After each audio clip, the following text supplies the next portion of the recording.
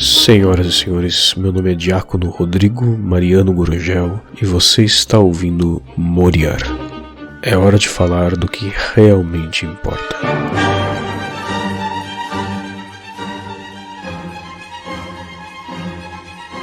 Senhoras e senhores, louvado seja nosso Senhor Jesus Cristo. Como estão? Tudo bem? Por aqui, com a graça de Deus, mais do que bem, né? Porque agora eu estou assim. Não vou dizer para vocês que a gente está nas retas finais da minha ordenação, né? Porque não estamos. Ainda temos aí. Hoje é dia 20 de junho, a ordenação é dia 7 de dezembro. Temos aí menos de 6 meses, né? Mas já é pouco tempo. Temos aí 5 meses e pouco. Mas estamos nas retas finais dos preparos, né? De comprar as coisas, organizar coral, todas essas coisas. Né? Os preparativos estão acabando. Os convites já estão quase indo para a gráfica. Então, as coisas estão tomando aí...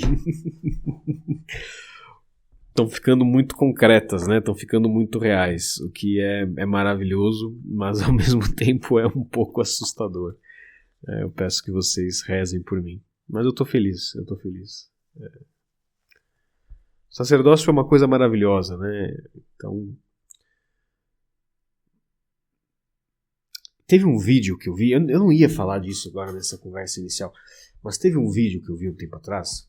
Eu até enviei uma mensagem para a página perguntando se eu podia fazer legenda dele em português e colocar no meu perfil, mas ninguém nunca me respondeu. Mas é um vídeo de um padre ortodoxo falando sobre o sacerdócio. E aquilo mexeu muito comigo, porque aquilo é o mais próximo que eu já ouvi alguém falar sobre o sacerdócio. É o mais próximo da minha visão pessoal, da minha visão íntima do sacerdócio. E ele dizia que o sacerdócio não é uma carreira. Que o sacerdócio é um negócio terrível. É um sacrifício de si mesmo ao amor. É uma autoimolação contínua. E assim, é um peso enorme, é uma coisa que você suporta, né? E é uma coisa que a todo instante parece que vai te esmagar, mas que pela graça e pela misericórdia de Deus não te esmaga. E a sua vida é então consumida por essa contínua oblação de amor, por esse esforço contínuo de amar mais, de se oferecer mais, de se entregar mais, de amar os que não te amam, de se entregar pelos que te desprezam. E são todas coisas que superam em absoluto aquilo que é humano em nós. Superam absolutamente.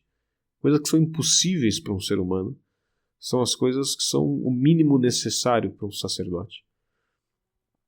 Então, pensar nisso, né, e pensar no aspecto destas coisas, na pequena parcela destas coisas que já vem se mostrando na minha vida depois que eu recebi o primeiro grau da ordem no diaconato, é uma coisa tremenda, é uma coisa profundamente humilhante, mas ao mesmo tempo maravilhosa, porque é uma coisa que te humilha e na tua humilhação exalta ao próprio Deus e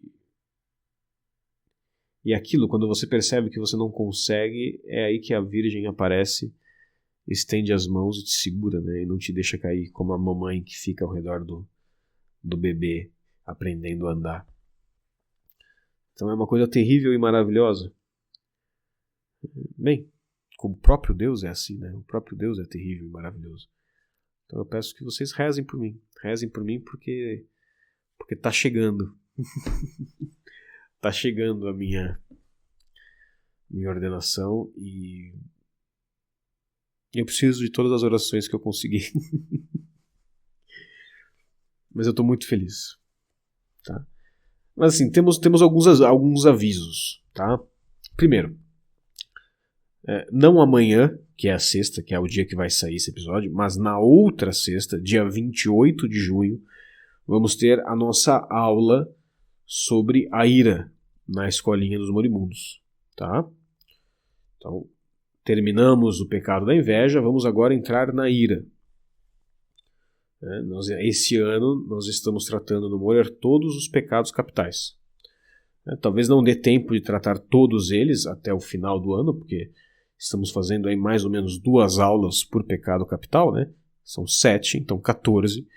Então nós dificilmente vamos fazer todas as aulas, todos os pecados esse ano, mas estamos avançando e, modéstia à parte, as aulas estão muito boas. Então, assim, quem tiver interesse, quem quiser assistir tanto as aulas passadas sobre os pecados e também sobre os remédios dos pecados, sobre o que são os pecados, e também todas as aulas que já foram dadas antes disso, né, no ano passado, basta apoiar com qualquer valor a partir de R$1 no Apoia-se, né? http://apoia.se. Apoiando com qualquer valor, você tem acesso a todas as aulas e ao nosso grupo do Telegram. É um grupo privado da Escolinha dos Moribundos, em que você pode tirar dúvidas comigo, a gente pode conversar, você pode tirar dúvidas, fazer comentários com os outros assinantes, enfim. Uma outra coisa importante, também com relação ao Apoia-se, é que assim, está confirmado, tá? A partir de agosto, nós vamos ter a nossa newsletter física, que se chamará provavelmente Codicili Moriendi. Eu não vou pronunciar sempre porque a chance de que eu destrua a pronúncia em algum momento e passe grande vergonha é alta e desacredite todo o podcast. Mas Codicili Moriendi, que pelo que eu pesquisei, significaria algo como notas ou pequenas cartas sobre morrer. Né? Notas sobre morrer. E a ideia do Codicili vai ser cartas físicas que vão chegar nas portas de vocês uma vez por mês, né? Em que eu vou tratar de meditações sobre a vida, meditações sobre a vida espiritual, meditações sobre Deus, reflexões teológicas sobre as coisas da igreja, sobre a cultura, enfim, vão ser reflexões, lições, comentários, né? Não penso que sejam muito longos, mas eu imagino que ali alguma coisa entre 2 e 3 páginas, mas assim, não vou colocar limites. Pode ser que se um mês vocês recebam 10 páginas, um mês vocês recebam 2, né? Mas a ideia é essa. Então a primeira carta vai ser enviada em agosto, tá? E de modo que para receber a carta de agosto, vocês precisam, então, já estar apoiando o Apoia-se em julho, tá? Mês que vem. Agora, para imprimir cartas, escrever cartas, enviar cartas pelo correio e tudo mais, ainda mais nos correios do Brasil, assim, isso envolve um custo. E envolve um custo também de tempo muito alto, né? Porque eu não quero escrever qualquer coisa, eu quero poder realmente preparar algo para vocês. De modo que o Codicili não vai poder, não é possível, não é plausível que ele faça parte do que o pessoal ganha com o apoio de R$1. É impossível. Tá? Então, assim, todo aquele que apoiar com um mínimo de R$50 vai receber a carta se quiser, e disponibilizar o endereço. Todos, tá bom? Então, lembrando, vocês precisam começar a apoiar. Quem tem interesse em receber a carta precisa apoiar com, no mínimo, R$50 a partir de julho para já receber a primeira carta em agosto. E a gente vai seguir esse esquema, né? Ou seja, você começou a apoiar em agosto, você vai receber a carta a partir da carta de setembro. Né? Você começou a apoiar em setembro, você vai receber a carta a partir de outubro. Tá bom? Lembrem-se de estar ali no grupo do Telegram, porque eu vou ver quem já colocou endereço no Apoia-se, quem não, e quem não tiver botado eu vou cobrar ali pelo Telegram e tudo mais. Tá bom? Então, isto dito, vamos ao que interessa. Vamos conversar aqui sobre mistério. Fica um suspense assim. Em nome do Pai, do Filho e do Espírito Santo. Amém. Inspirai, Senhor, as nossas ações e ajudai-nos a realizá-las, para que em vós comece e para vós termine tudo aquilo que fizermos. Por Cristo nosso Senhor. Amém. Santa Maria, esperança nossa, sede da sabedoria, rogai por nós. São José, rogai por nós. São Junípero, rogai por nós. Em nome do Pai, do Filho e do Espírito Santo. Amém. Deixa eu só tomar um gole d'água, porque minha garganta secou do nada.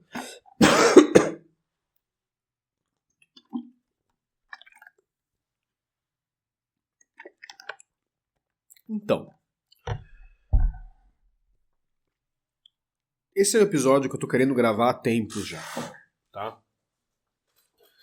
Que é um episódio inspirado por um trecho de um livro espiritual, da minha leitura espiritual que eu estava fazendo um tempo atrás. Agora eu estou lendo o Jesus Cristo, Ideal do Sacerdote, do Dom Columba. Mas antes dele eu estava lendo um livro de Santo Afonso Maria de Ligório chamado A Selva, sobre o sacerdócio. Que são reflexões dele para palestras, para pregar retiros para sacerdotes. Tá? É um livro muito, muito bom, muito profundo. É um livro assim excelente, que muitas coisas assim abriu minha cabeça. Mas é claro, é um livro destinado a sacerdotes, né? Ou seja, não é... Um leigo pode ganhar lendo ele? Pode, mas não tem muito porquê, há coisas melhores. Agora, tem um capítulo, bem no finalzinho, que se chama Regras Espirituais para um Padre que Aspira à Perfeição. Tá? E muitas dessas regras são aplicáveis também aos leigos, porque todos nós temos o dever de aspirar à perfeição. O que é aspirar à perfeição? Bem, é desejar ser perfeitos como nosso Pai Celeste é perfeito. Desejar ser santos e, na minúscula medida das nossas capacidades humanas e miseráveis, nos esforçar em direção a isso. E a primeira regra que ele coloca, a primeira, tá, é uma regra fundamental para a vida espiritual de qualquer pessoa. Qualquer pessoa. É fundamental. Eu lembro que eu li isso e eu imediatamente pensei, eu preciso gravar um episódio do Moria sobre esta regra. Eu preciso. As pessoas precisam ouvir a leitura desta primeira regra, é coisa de assim, uma página, é pequeno, e precisam que alguém explique para elas o que isso quer dizer e como se vive isso. Porque assim, é uma coisa que as pessoas não entendem, é uma coisa que as pessoas não conseguem enfiar em suas cabeças e elas ficam escravas aí de paixões que só as afastam de Deus. E muitas vezes achando que essas paixões, na verdade, são boas, que as paixões são sinais de arrependimento, que as paixões são sinais de amor, quando não são. Não são. Tá? Ah, diácono, mas você está enrolando, mas o senhor está enrolando, porque o senhor não está falando para mim qual é a regra. Tá bom, eu falo agora, sem pressa. A regra é evitar o pecado e a perturbação depois do pecado. Olha, vejam que interessante. Na verdade, é tudo. Essa regra inteira é mais dedicada a evitar a perturbação. Porque, claro, evitar o pecado, todo mundo sabe que tem que evitar. Então, o que eu vou fazer? Vai ser aquele esquema. Eu vou ler com vocês e eu vou comentando. Tá bom? Então, vamos lá. Regra 1. Evitar o pecado e a perturbação depois do pecado.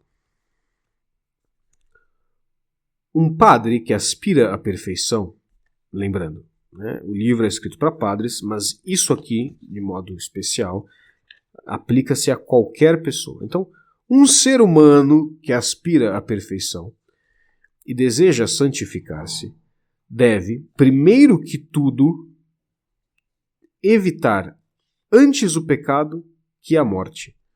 até o mínimo pecado venial deliberado. O que isso quer dizer? Isso quer dizer que você, pessoa que quer ser perfeita, pessoa que quer ser santa, tem que fincar no seu coração uma resolução de antes morrer do que pecar, deliberadamente. Mesmo que seja um pecado venial. Antes morrer do que pecar. Antes morrer do que contar uma mentira. Tá?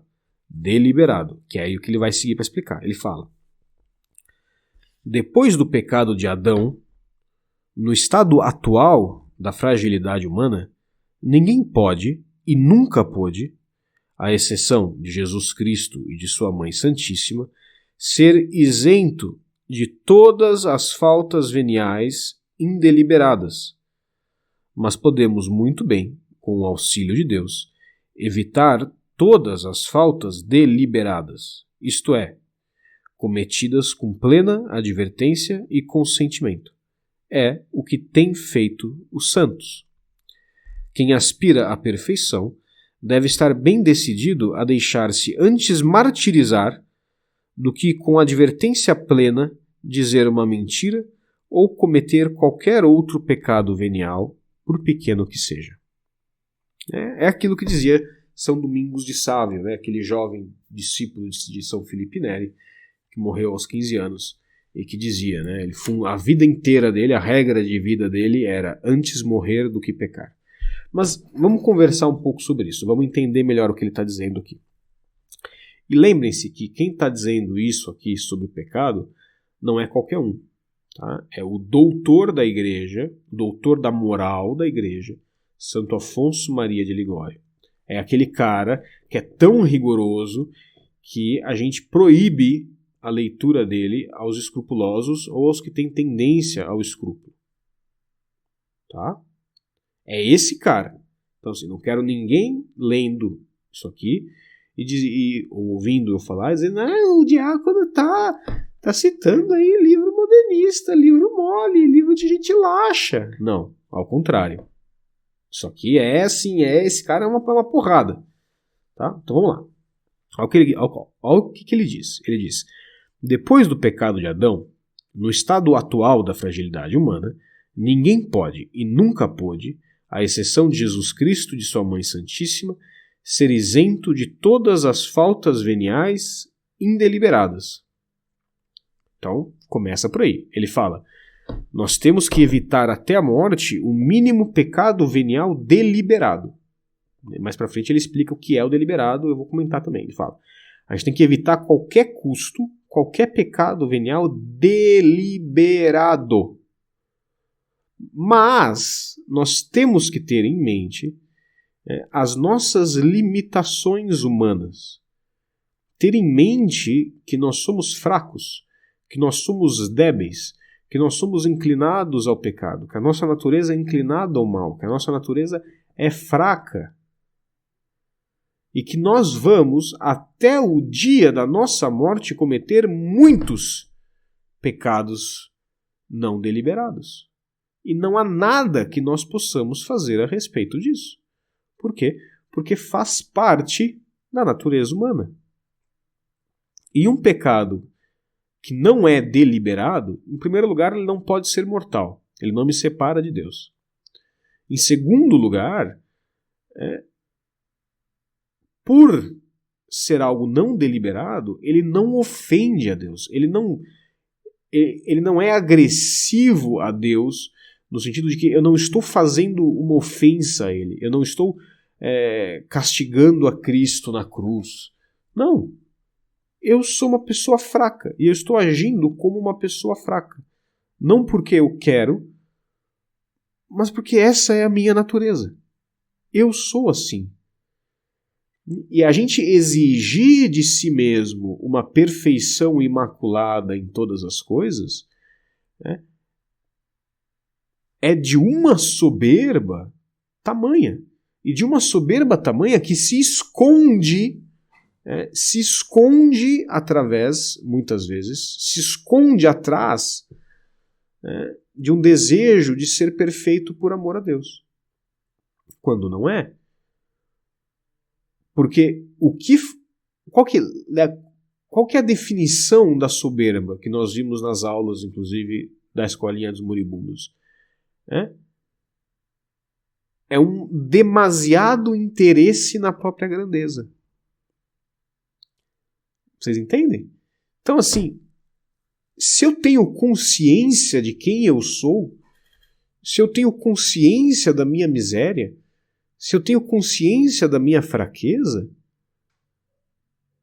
eu quero imitar Jesus, eu quero imitar Maria, porque eu os amo e a gente imita quem a gente ama.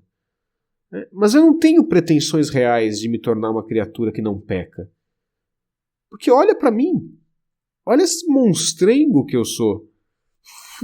Como que eu vou virar uma criatura que não peca?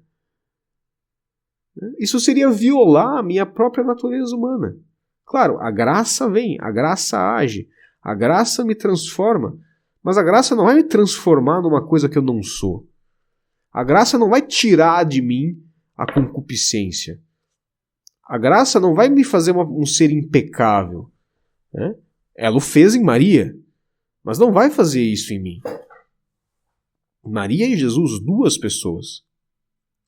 Em nós não vai ser assim. Os grandes santos morreram cometendo faltas indeliberadas. Tá? Então, assim, em primeiro lugar é isso. Vamos ter, assim, expectativas realistas com relação a... Não, melhor, expectativas realistas não, porque isso pode ser mal interpretado. Vamos ser humildes nas nossas aspirações à santidade. Vamos lembrar que Jesus Cristo não espera perfeição de nós. Jesus Cristo espera amor.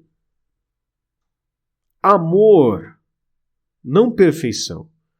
Ele exige de nós coisas difíceis? Exige. Mas todas estas coisas ele nos explica direitinho. Tintim por tintim. Como diz uma psicóloga que eu conheço, inclusive eu vou pedir orações por ela no final do áudio, a dona Amanda. Como é que eu inventei o nome dela? Peraí, eu sempre coloco o nome inventado. Cadê o papel? Oh, Jesus, cadê o papel agora com os nomes? Aqui, é a dona Amanda Cecília.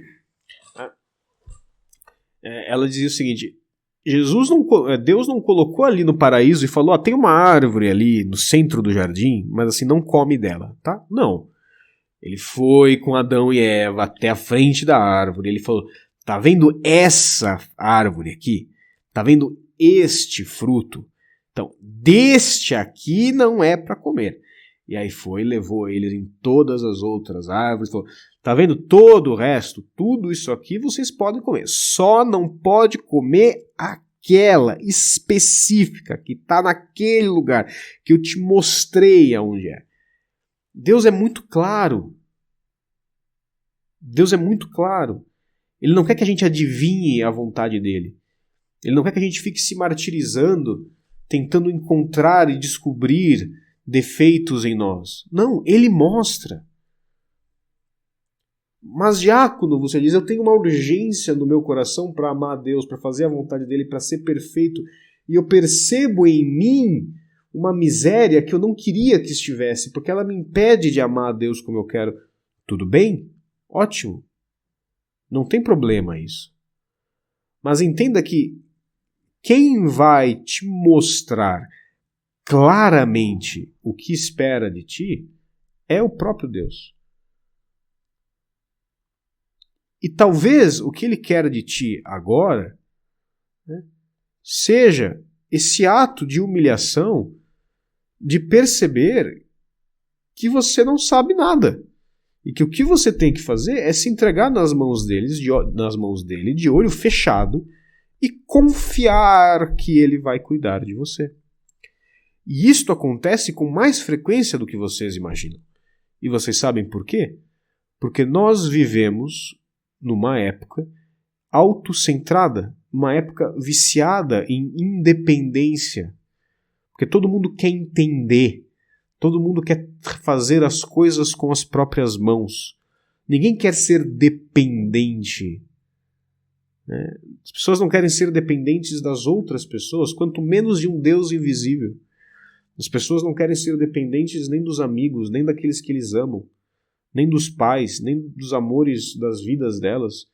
A gente está sempre querendo ser independente, a gente está sempre querendo fazer as coisas por conta própria, tomar decisões por conta própria, entender por conta própria, achar coisas por conta própria, fazer concatenações, julgar coisas, ter opiniões por conta própria, de modo independente.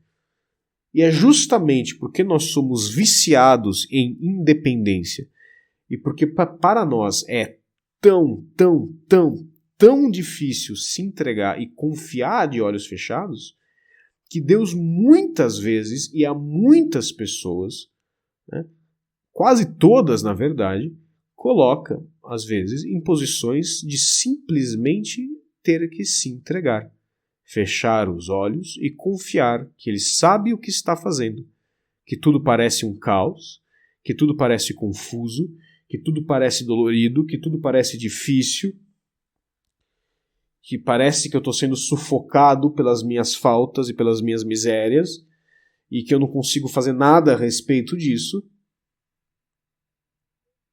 e que a única coisa que eu tenho que fazer é confiar em Deus. É falar, Senhor, eu confio em Ti. Eu sei que o Senhor vai cuidar de mim e eu me entrego a Ti. E pronto. Amar, gente. E não existe amor sem entrega. Não existe amor sem confiança. O medo é a antítese do amor.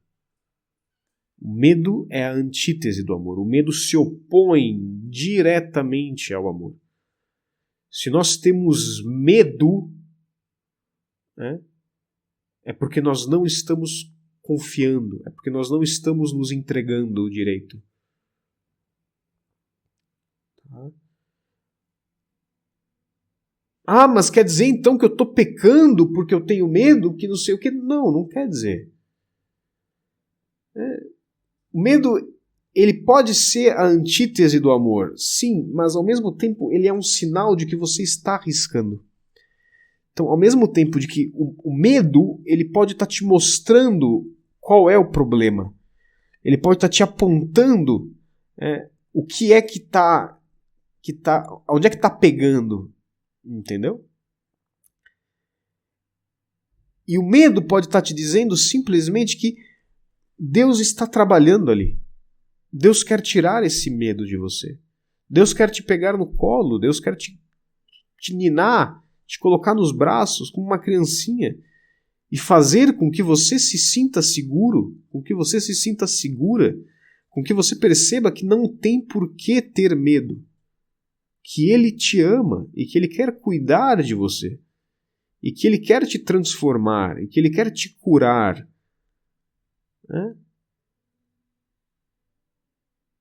Então, é um processo de sentir medo e esmagar este medo com atos de amor, com atos de entrega, com atos de submissão, com atos de oferecimento de si mesmo, oferecimento do próprio medo, atos de confiança. Eu confio em Ti, Jesus. Tem uma oraçãozinha linda que eu gosto muito, que eu rezo todo dia, que fala o seguinte, chama a oração da confiança e do abandono. Ele diz, a Ti me entrego, ó Pai. Faz de mim o que quiseres. Aceito tudo, contanto que se cumpra a Tua vontade em mim e em todas as Tuas criaturas. Nas Tuas mãos entrego minha alma. Entrego a Deus meu com todo o amor do meu coração, porque Te amo.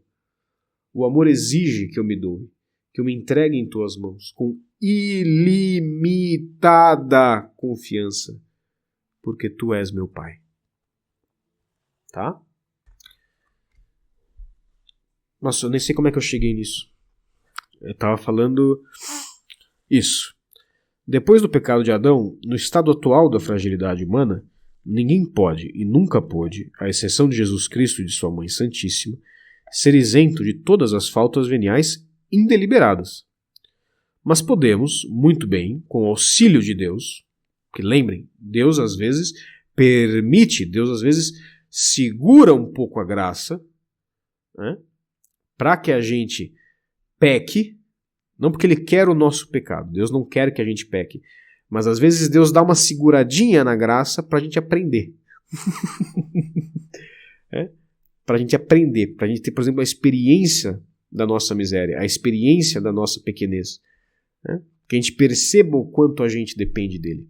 Então, sozinho nós não podemos nada. Então, mas nós podemos, muito bem, com o auxílio de Deus, evitar todas as faltas deliberadas. E o que é uma falta deliberada?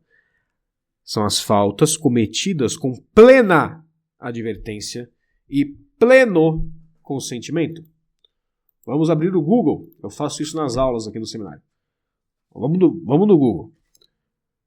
Dicionário Aulete. Aulete, dicionário. aulete.com.br. O que quer dizer pleno? Pleno. Enter. Pleno, que está cheio, que é absoluto, total. Absoluto, total.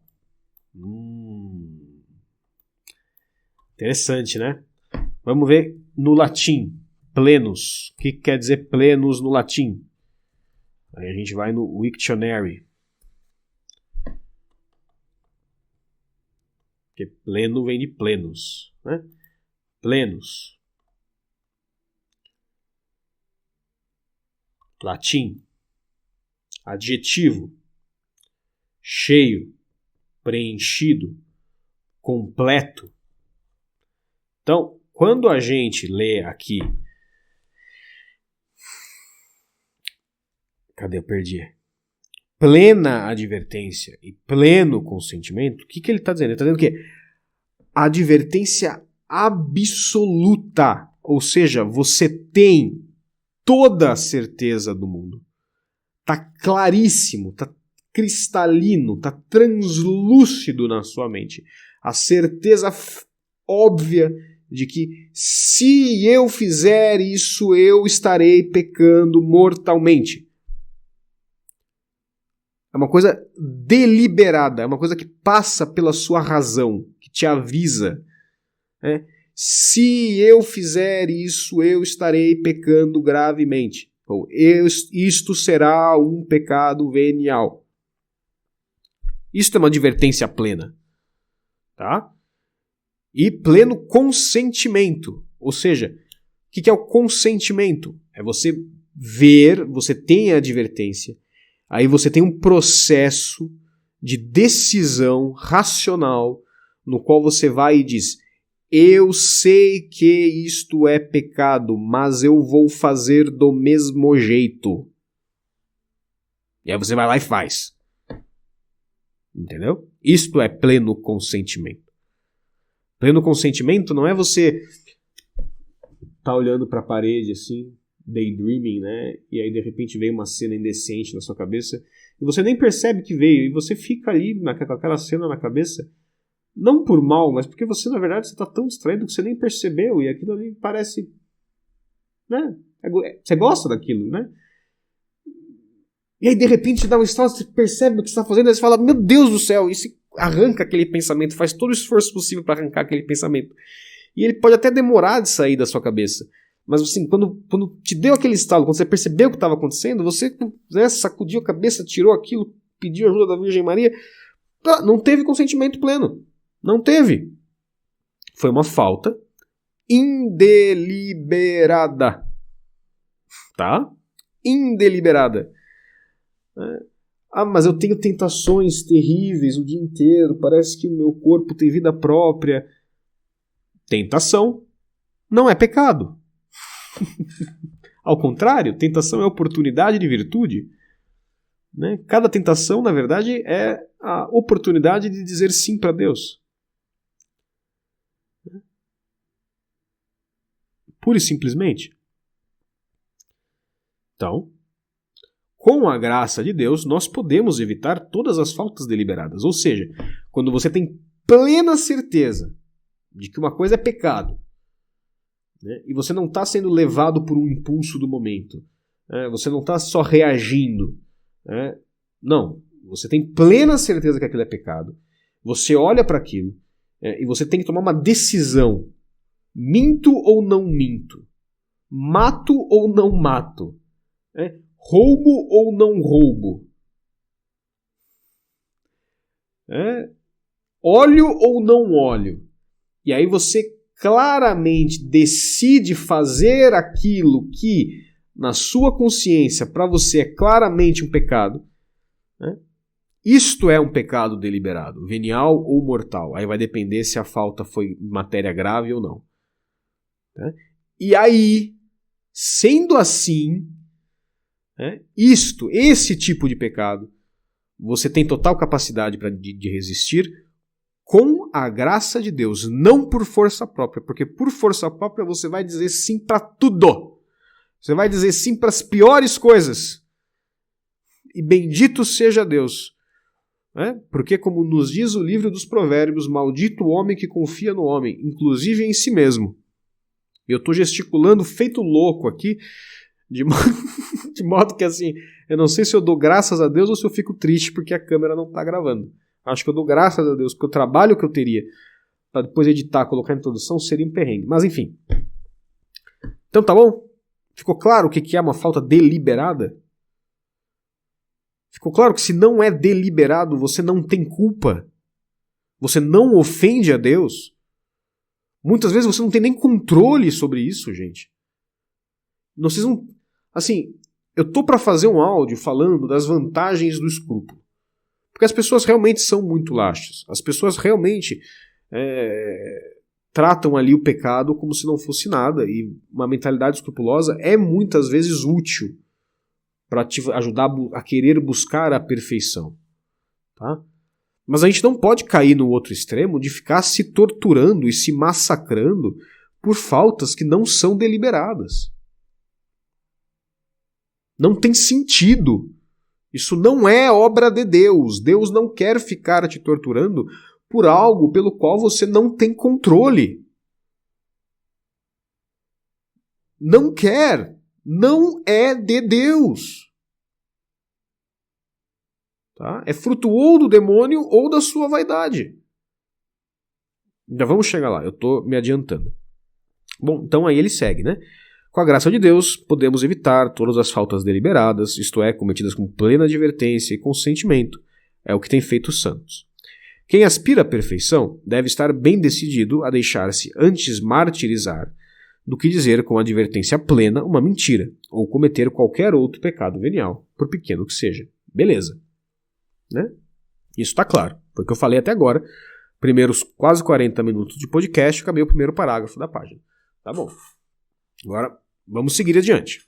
Ele fala: tal deve ser a sua resolução. Ou seja, você deve ter decidido. O seu objetivo tem que ser esse. Nunca cometer um pecado, por menor que seja, deliberado. Nunca. Morrer antes. O seu desejo, a sua decisão íntima, a sua... Como é que diz Santa Teresa? A sua determinada determinação tem que ser essa. Beleza.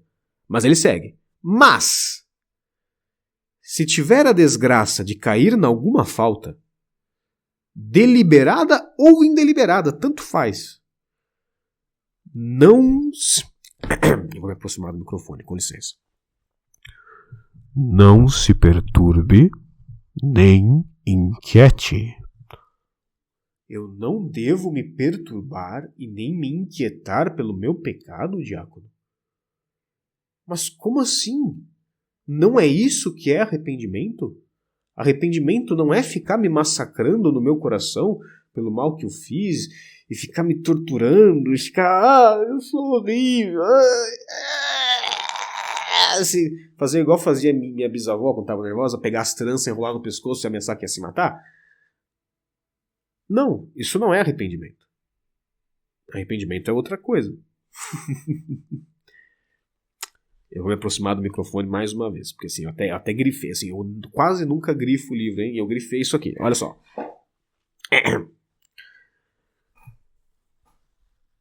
Nunca a inquietação vem de Deus. Repito. Nunca a inquietação vem de Deus. Mais uma vez para dar sorte. Três, Santíssima Trindade, mais uma vez. Nunca a inquietação vem de Deus. É um fumo que não pode sair senão do próprio abismo da inquietação, que é o inferno. Quer dizer, então, que todas as vezes que eu fiquei inquieto, que eu fiquei nervoso, que eu fiquei ansioso, eu não estava agradando a Deus, mesmo quando era porque eu queria agradar a Deus, porque eu queria fazer a coisa certa, porque eu queria... Eu não estava agradando a Deus? É isso que quer dizer? É isso que quer dizer. Exatamente isso. Por quê? Porque, novamente, Deus quer que você confie nele. Que você confie não em si mesmo, não na sua bondade, não na sua capacidade de resistir, não nos seus motivos interiores para resistir, porque eu resisto, mas eu não resisto pelo motivo certo, tal. Deus não está preocupado com isso. Deus quer que você confie nele, que você o ame, e que você confia que ele te ama. Só isso. A vida espiritual é isso, é simples. O problema é a gente desaprender essa desconfiança perene que nós temos. Essa tendência total à desconfiança, essa tendência total de nos preocupar com as nossas faltas, de nos preocupar com a nossa maldade. Não. A gente não tem que olhar pra gente. A gente tem que olhar pra Deus. Você é um pecador? Grande bosta! Eu também sou, todo mundo é, os grandes santos eram. Entendeu? E daí? Somos todos, meu caro. Entra pra fila. A fila do confessionário tá dobrando a esquina, meu irmão. Entendeu? Nunca a inquietação vem de Deus. A inquietação é como um fumo, uma fumaça espessa e fedida, que não vem de outro lugar, senão do próprio abismo da inquietação, que é o inferno. Você acha que tem alguém inquieto no céu? Não. Onde é que as pessoas estão inquietas? Também não no purgatório. As pessoas estão inquietas no inferno. Os demônios estão inquietos. Porque estão separados de Deus. Olha o que ele diz em seguida. Ele diz: vem-nos de lá, ou seja, a fumaça, o fumo da inquietação vem do inferno, porque, como dizia com razão São Luís de Gonzaga, São Luís de Gonzaga é um santo seminarista, é o padroeiro dos seminaristas. Inclusive, amanhã é o dia dos seminaristas, talvez amanhã seja o dia dele e eu tô por fora. Deixa eu conferir aqui só um segundo. Sexta-feira. Memória obrigatória, São Luís Gonzaga religioso, viu só? Então, rogai por nós. Como dizia com razão São Luís Gonzaga, o demônio pesca sempre em águas turvas. O que isso quer dizer? Pensa que a sua cabeça, a sua razão, a sua inteligência, que é a sede da imagem de Deus, é a sede da sua consciência. Pensa que a sua cabeça ela é uma água límpida. Ou seja, você pode não ser a pessoa mais inteligente do mundo, mas assim, você vê as coisas, você consegue pensar sobre as coisas, mais ou menos. Você consegue pelo menos tomar decisões ali, mesmo que não sejam suas decisões. Às vezes você tem um voto de obediência, você está só obedecendo alguém, mas você recebe uma ordem, você pensa, poxa, é bom obedecer isto, então eu vou lá e faço isso. Ou seja, é uma consciência. Está cristalino, está limpo, está vendo claramente. É como se a sua consciência fosse uma água, que não é turva, uma água limpa. Você vê através dela com clareza. Agora, o que o demônio faz? Como diz aqui São Luís de Gonzaga, ele pesca em águas turvas. Ou seja, ele enfia as mãos ali, mete a mão na terra, que é o teu corpo, sacode, para te agitar. Aí te agita. né? Aí todas as suas paixões começam a se mexer. Aí você fica triste, aí você fica ansioso, aí você fica preocupado, aí você tem medo, aí você desconfia. E aí começa a borbulhar um monte de coisas na sua imaginação, no seu pensamento. Começa a ter um monte de pensamento rápido, um atrás do outro. E aí, meu irmão, a sua cabeça não está mais clara. A sua cabeça está confusa. Você não está em águas límpidas mais. Você está em águas turvas. E ali ele pesca. Ali ele joga a isca. Porque você não vai nem saber. Você está lá se debatendo no meio daquela água turva, tu vai meter a mão no anzol e ele te pega. Entendeu? Segue Santo Afonso. Ele diz, quando uma pessoa, por exemplo, cometeu uma falha, uma falta, ela perturba-se. Depois, ela percebe que está perturbada e perturba-se por se haver perturbado. Então, vai fazendo, é um ciclo vicioso, é uma coisa que vai se alimentando. Eu estou naquele estado de perturbação, eu pequei, eu estou triste, eu estou ansioso, ou tem uma falta minha me incomodando, e aquilo dói, e eu não estou fazendo pouco da dor das pessoas aqui, porque eu sei que pecar dói, a gente quer amar Deus, e pecar dói. Eu tô aumentando as coisas para ficar mais claro, para ficar mais emblemático. Mas assim, pecar dói, é uma dor real. O esforço é, sentindo esta dor, entregá-la nas mãos de Deus. É extremamente humilhante ter tentações baixas, ter tentações ridículas, ter tentações de soberba, tentações de inveja. É horrível, é ridículo, é humilhante, é uma coisa que destrói a gente por dentro, porque a gente queria poder dar mais para Deus, queria poder dar uma coisa melhor para Deus, mas a gente só tem esta merda que somos nós. Isso é horrível, isso é uma sensação terrível, isso dói, isso gera inquietação. Mas o que eu estou dizendo é, esta inquietação que isso gera não é agradável a Deus. Não é isso que Deus quer de nós. Então a gente está com essa dor, começa a subir aquele monte de pensamentos na nossa cabeça, a gente começa a ficar, respirar, até a nossa respiração muda, né? A gente está agitado, não sei o que, não sei o que, não sei o que. A gente não está pensando direito. E a gente vê a confusão e aquela confusão nos deixa com mais medo, nos deixa mais preocupados, mais ansiosos. E vai uma coisa de tal forma que o que acontece? A gente acaba sendo conduzido a ficar mais e mais perturbado, mais medo, mais e mais agitado.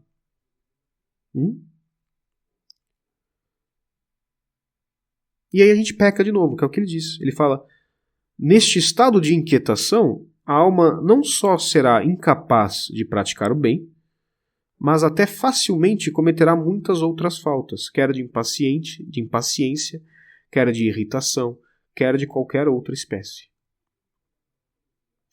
Então, quando eu estou nesse estado de confusão, você já viu uma pessoa que está segurando várias coisas?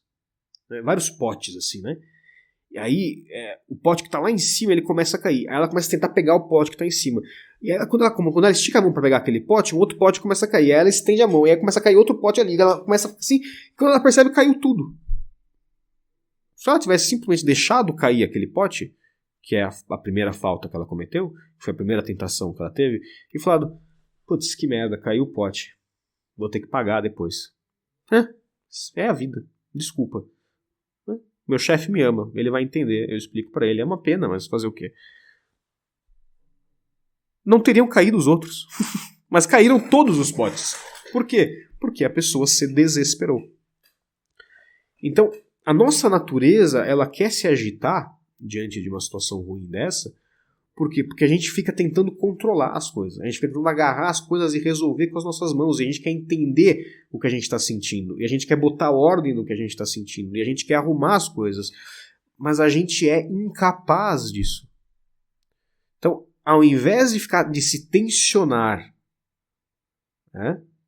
ao invés de se tensionar e de tentar resolver a situação que nos gerou a perturbação, a gente tem que fazer o contrário. A gente tem que relaxar, erguer as mãos para Deus e oferecer aquilo para Ele. Falar, Jesus, é o que eu tenho. Né? Tem uma tal de uma algema chinesa, algema não sei das quantas, é um truque de mágica que existe por aí. Basicamente é um tubo de tecido que a pessoa coloca os 2 dedos dentro.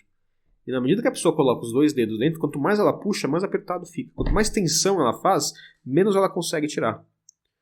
Qual que é o único jeito de escapar da algema chinesa? Você relaxa os dedos e aproxima eles de novo. Que aí o tecido expande e você consegue lentamente tirar a mão de lá de dentro. Então o que a gente tem que fazer é procurar os meios para conseguir fazer esse gesto interno de entrega, de abnegação de si mesmo. De desistir de ficar controlando as próprias faltas.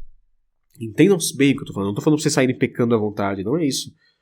Mas de desistir de falar, eu sou isso.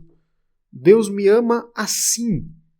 Ele me quis este vira-lata sarnento com pelo faltando e dente torto e fedido. Ele ama isto que eu sou. E ele é o dono. Quem vai dar banho, quem vai me dar vermífugo, quem vai me tratar, entendeu? Quem vai comprar remédio pro meu pelo, quem vai me dar vitamina, quem vai me levar pra passear, é ele. Eu sou só o cachorro de Deus. Entendeu? O que eu tenho que fazer é não morder Deus, é não fugir, e deixar ele cuidar de mim. É só isso. Então, o próximo parágrafo, São Afonso diz o seguinte, ele fala, por isso, desde que a falta está cometida, pecou, venial ou gravemente, deliberada ou indeliberadamente, ou tem uma tentação muito forte que você está quase caindo e aquela tentação te perturba, enfim, a falta está cometida. O que é necessário? Ele fala. É necessário humilhar-se e recorrer logo a Deus. Então, primeiro você se humilha, depois você recorre a Deus. O que é se humilhar aqui? Reconhecer-se dependente de Deus. Reconhecer-se absoluta e totalmente dependente de Deus. Reconhecer a sua pequenez. Reconhecer a sua miséria. Diz ele, faça um ato de amor ou de contrição, com o bom propósito de emenda. Ou seja, faça um ato de amor. Diga a Jesus, diga a Maria que você os ama profundamente. Fala, Senhor, eu sei que a forma como eu me comporto não parece que eu te amo, mas eu te amo com tudo que eu tenho. Eu sei que é pouco, mas o pouco que eu tenho é seu, Senhor. Eu te amo. E de contrição. Diga, eu não queria esses pensamentos. Eu não queria essas sensações. Eu não queria me sentir assim, Senhor, mas assim, é o que é. Me ajuda a ser melhor, me ajuda a te amar. E pronto. É o que ele fala, faça um ato de amor ou de contrição, com o bom propósito de emenda. Se você pecou, peça perdão. E queira, propósito de emenda é isso, é queira mudar, queira ser diferente.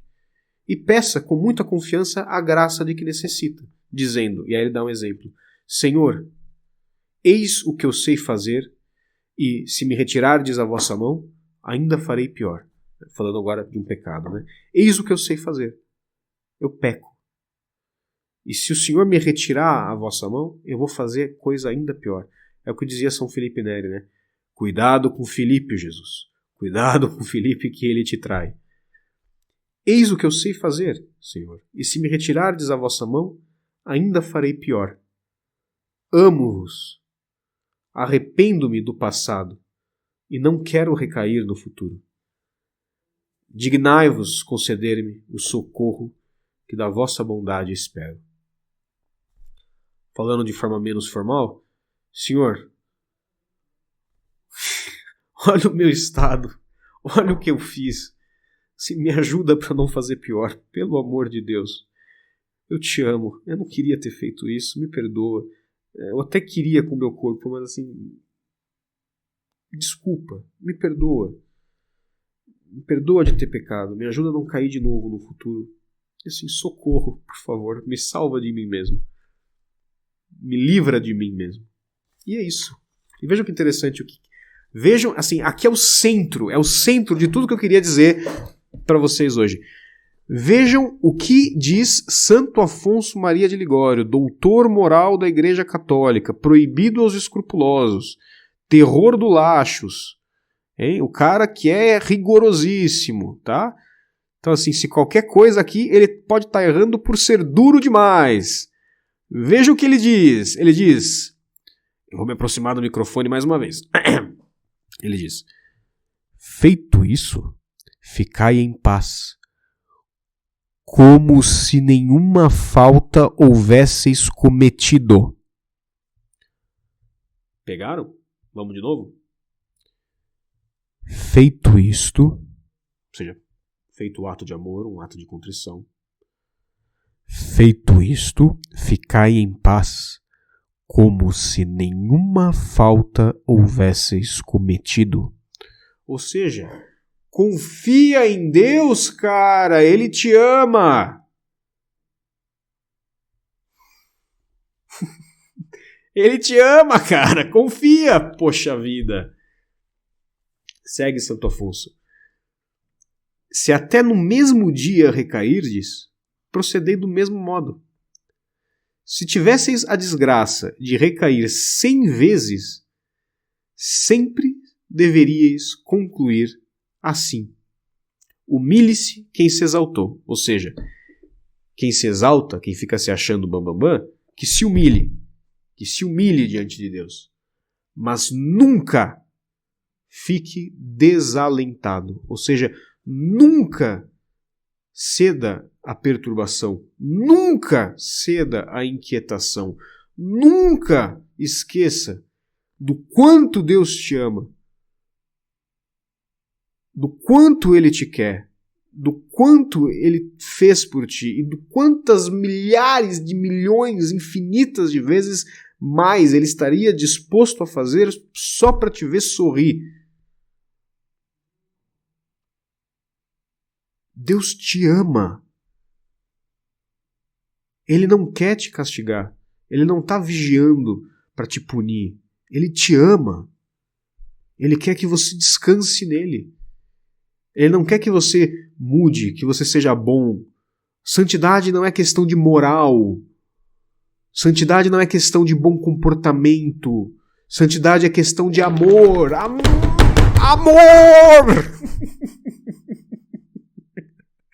Amor! Não um bom comportamento. Amor, amor, amor, até a loucura. Tá?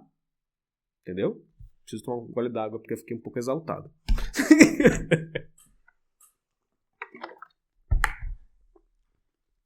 Vamos lá.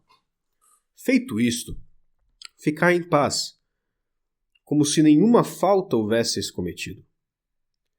Se até no mesmo dia recairdes, procedei do mesmo modo.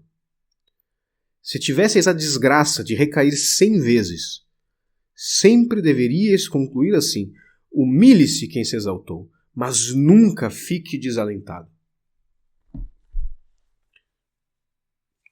Importa observar que o perturbar-se depois de uma falta cometida não é efeito da humildade, mas do orgulho. Muitas vezes não parece orgulho para a gente. Mas Santo Afonso está falando. Eu confiaria mais nele do que na minha própria visão de mim mesmo. Parece prudente. Importa observar que o perturbar-se depois de uma falta cometida não é efeito da humildade, mas do orgulho. Dói-se o pecador do que lhe aconteceu. Menos por ser ofensa feita a Deus do que pela vergonha que sente de se apresentar diante dele com tal mancha. Pegaram? Eu vou ler mais uma vez. Lembrando, nós mentimos para nós mesmos. A nossa interpretação do que nós sentimos, com frequência, é absolutamente errada. Tá? A gente acha que a nossa lógica interna é uma, mas na verdade é outra. Isso aqui que ele está falando é perfeito. Tá? Funciona assim em assim, praticamente todas as pessoas. Você provavelmente não é uma exceção. Tá? Dói-se o pecador do que lhe aconteceu, e aqui o dói-se que leva à perturbação, não a dor do pecado que é boa, mas a dor que perturba. Dói-se o pecador do que lhe aconteceu, menos por ser ofensa feita a Deus. Desculpe. Dói-se o pecador do que lhe aconteceu, menos por ser ofensa feita a Deus, do que pela vergonha que sente de se apresentar diante dele com tal mancha. Nunca o padre, a pessoa, deve perturbar-se com suas faltas. Nunca, nunca! Mas humilhe-se como aquele que é capaz de cometer essas e ainda outras. Faça depois um ato de amor a Deus. Então o pecado, ao invés de te abater, servirá com a contrição de ajuda para crescer no amor de Deus. E a arapuca do demônio vira-se contra ele. Tá bom? Por fim, não se esqueçam do que dizia São Padre Pio de Pietrelcina. Reze, tenha esperança e não se preocupe. Preocupar-se é inútil. Deus é misericordioso. Deus te ama como você é incapaz de imaginar e ouvirá a sua oração. Louvado seja nosso Senhor Jesus Cristo. Para sempre seja louvado. Orações de hoje. Eu estou correndo porque a missa começa em 7 minutos. Padre Hilbert, Dona Amanda Cecília, Teodoro e seus filhos, Bárbara e seus filhos, também por seu marido Danilo, que está padecendo, está prestes a morrer. Né? E reze também por Guilhermina, uma senhora que perdeu o bebê. Tá bom? Agora eu lhes dou a bênção. Tem que silenciar um pouco o coração, porque eu terminei esse áudio um pouco intenso. Dominus vobiscum, et cum spiritu tuo. O Senhor vos abençoe e vos guarde. O Senhor vos mostre a sua face e tenha piedade de vós. Que o Senhor volva o seu rosto para vós e vos dê a paz. Et per intercessionem beate semper Virginis Mariae, benedictio Dei omnipotentis, Patris, et Filii, et Spiritus Sancti, descendat super vos, et maneat semper. Amém. Vão com Deus. Juízo. E não te preocupa, cara. Relaxa. Deus te ama.